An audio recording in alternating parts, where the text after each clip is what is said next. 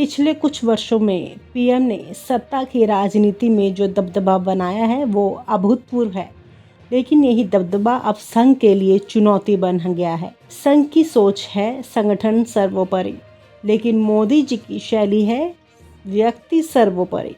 यही है टकराव की असली जड़।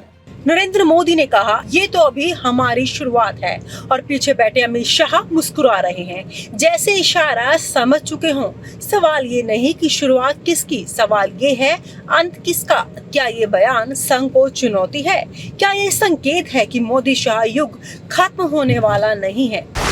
शुरुआत का इशारा या सत्ता का ऐलान? मोदी जी बोले, जो काम अमित भाई ने किया है वो ऐतिहासिक है, और ये तो अभी हमारी शुरुआत है। क्या ये सिर्फ तारीफ थी, या संघ के लिए संदेश की सत्ता का केंद्र अब पूरी तरह दिल्ली है, नागपुर नहीं?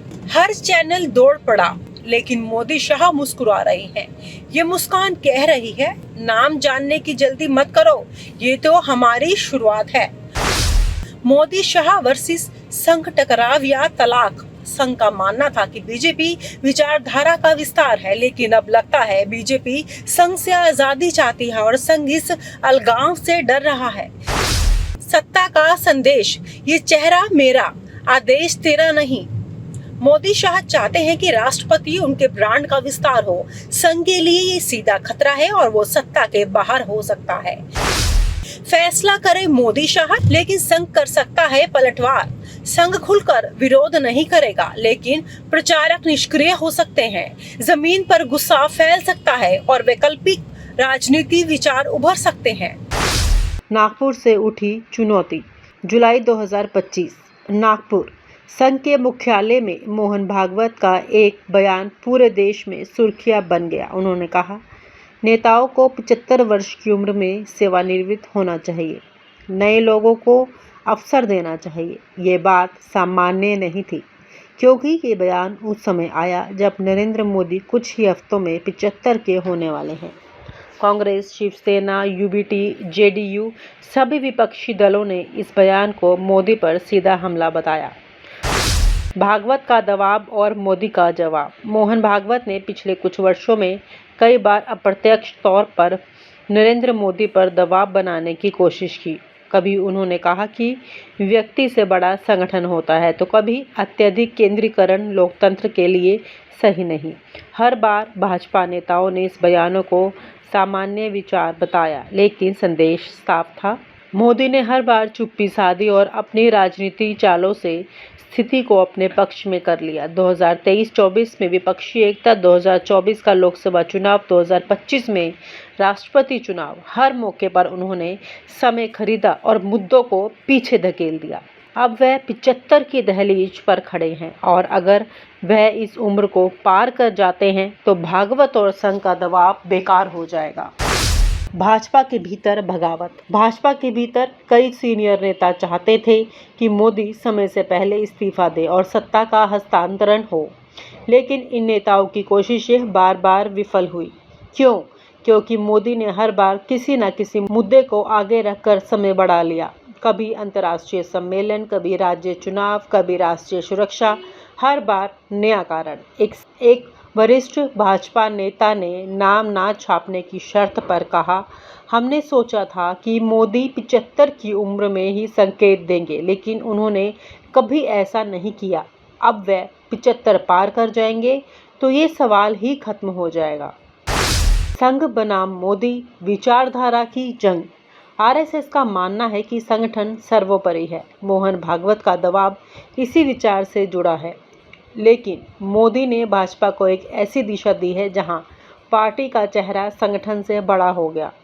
संघ के भीतर कई पुराने चेहरे मानते हैं कि भाजपा संघ से दूर हो रही है। भागवत का बयान उसी असंतोष का परिणाम था।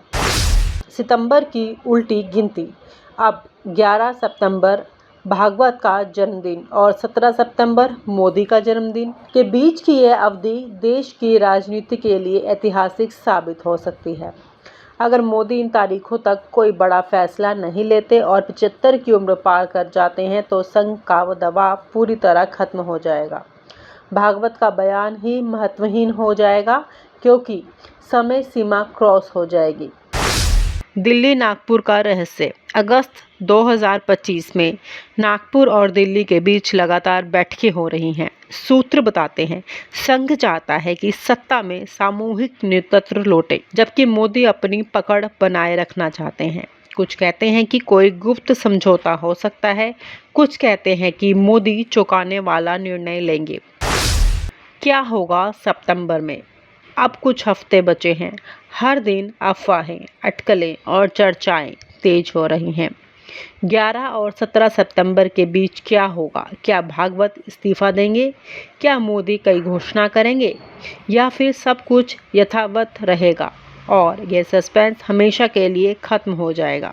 75 की दहलीज पर यह कहानी सिर्फ दो व्यक्तियों की नहीं, बल्कि भारत की राजनीति के भविष्य की है।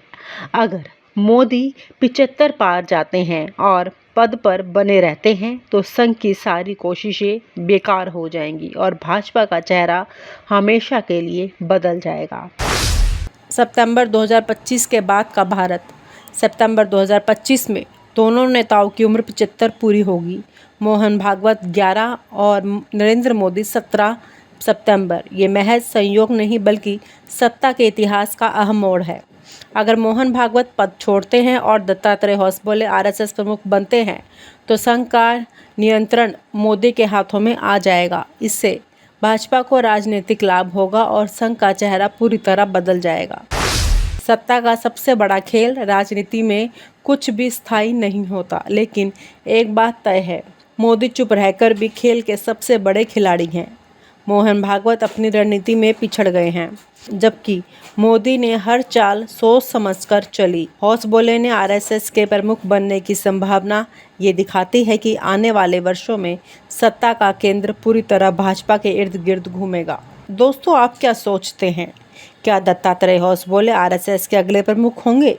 क्या आरएसएस अब अपनी स्वतंत्रता खो देगा और भाजपा का हिस्सा बन जाएगा? पिछले कुछ वर्षों में पीएम ने सत्ता की राजनीति में जो दबदबा बनाया है वो अभूतपूर्व है, लेकिन यही दबदबा अब संघ के लिए चुनौती बन गया है। संघ की सोच है संगठन सर्वोपरि, लेकिन मोदी जी की शैली है व्यक्ति सर्वोपरि। यही है टकराव की असली जड़। संघ को लगता है कि मोदी शाह की जोड़ी ने भाजपा को हाईकमान कल्चर में बदल दिया है। अब फैसले नागपुर नहीं, दिल्ली के 7 लोक कल्याण मार्ग से तय होंगे। आरएसएस के विचारक कहते हैं, पार्टी में अब नीचे से ऊपर का संवाद नहीं बचा, सब कुछ ऊपर से नीचे आ रहा है। संघ की नाराजगी तब और बढ़ गई जब राज्यसभा संगठन में नियुक्तियों और यहां तक कि मंत्रियों के चयन में संघ की राय को नजरअंदाज किया जाने लगा। सबसे बड़ा झटका तब लगा जब संघ के प्रिय चेहरों को या तो किनारे किया गया या उनके अधिकार सीमित कर दिए गए। उदाहरण के लिए, संघ चाहता था कि राम माधव को एक प्रमुख भूमिका दी जाए, लेकिन उन्हें धीरे धीरे दरकिनार कर दिया गया। संघ को यह भी रास नहीं आया कि दत्तात्रेय होसबोले और भैयाजी जोशी जैसे सीनियर प्रचारकों को राजनीतिक मामलों में कोई भूमिका नहीं दी गई। अब बात करते हैं उस बिंदु की जहां ये संघर्ष खतरनाक मोड़ पर पहुंचा है। सूत्र बताते हैं कि संघ ने कई बार चेतावनी भेजी, कभी होसबोले के जरिए, कभी मोहन भागवत के भाषणों में छिपे संकेतों के जरिए, लेकिन पीएमओ ने इसे स्वतंत्र सत्ता के अधिकार की तरह देखा और हर बार नज़रअंदाज किया। 2024 के बाद संघ को उम्मीद थी कि मोदी एक संतुलित सरकार बनाएंगे, लेकिन उल्टा हुआ। मंत्री बनते समय ही संघ ने सुझाए नाम काट दिए। यहाँ तक कि उत्तर प्रदेश में भी योगी आदित्यनाथ के बढ़ते प्रभाव को लेकर भी संघ परेशान है, क्योंकि अब संघ के स्वयंसेवकों को लगने लगा है कि भाजपा संघ से निकली पार्टी नहीं बल्कि मोदी ब्रांडेड प्राइवेट लिमिटेड बन गई है। अब संघ ने अपनी राजनीति बदल दी है। अंदरूनी सूत्र बताते हैं कि आरएसएस अब समानांतर नेताओं को तैयार कर रहा है, जैसे कि संघ संचालक के नज़दीक कुछ प्रचारकों और गैर राजनीतिक मंचों से सक्रिय किया जा रहा है। विद्यार्थी परिषद, भारत माता की जय मंच, स्वदेशी जागरण मंच, ये सब फिर से एक्टिव हो रहे हैं। एक बड़ी बात सामने आई है, जगदीप धनखड़ प्रकरण। ये सिर्फ राज्यसभा का मामला नहीं था, ये संकेत था कि संघ अब पीएमओ के खिलाफ मोर्चा खोलने को तैयार है। खबर ये है कि संघ ने धनखड़ को आगे करके एक संवैधानिक विद्रोह की तैयारी की थी। पीएमओ को भनक लगते ही सारे दरवाजे बंद कर दिए गए। संसद सत्र से ऐन पहले धनखड़ की विदाई हुई। ना स्पष्टीकरण ना संवाद, एक तरह से यह सर्जिकल स्ट्राइक थी जो दिल्ली में बैठा सत्ता केंद्र कर रहा था संघ की पृष्ठभूमि पर। अब सवाल ये है, क्या संघ चुप बैठने वाला है? जवाब है नहीं। संघ नहीं लड़ता लेकिन चुनाव जीताता है। अगर वो अपने कार्यकर्ताओं को ठंडा कर दे तो बीजेपी का जमीन से संपर्क टूट सकता है और ये बात मोदी शाह अच्छे से जानते हैं। इसलिए अब मोदी भी संघ से संवाद की कोशिश कर रहे हैं, लेकिन सूत्र बताते हैं कि संघ चाहता है कि 2029 से पहले सत्ता में संघ समर्थन चेहरा लाया जाए। यही नाम आता है राजनाथ सिंह, नितिन गडकरी और योगी आदित्यनाथ का। इस पूरे खेल का सबसे बड़ा टर्निंग पॉइंट आने वाला है विजयदशमी भाषण 2025। माना जा रहा है कि मोहन भागवत उस दिन कोई बड़ा संदेश देंगे और ये सीधा नरेंद्र मोदी को लक्षित होगा।